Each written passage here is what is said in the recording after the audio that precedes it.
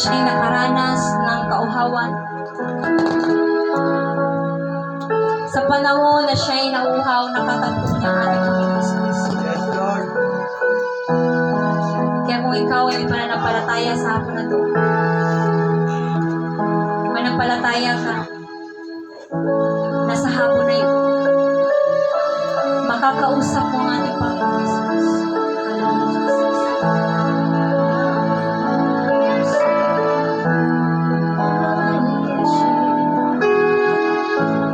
Tunay nga po, Panginoon.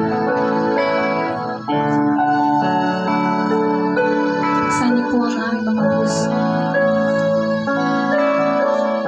Nawa po ito'y maging gaya ng isang baso walang laman ng tubig sa hapon upang magkaroon po kami ng puwang.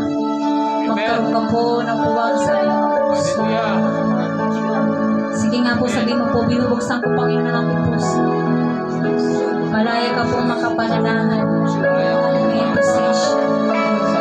Mangusap ka po sa buhay.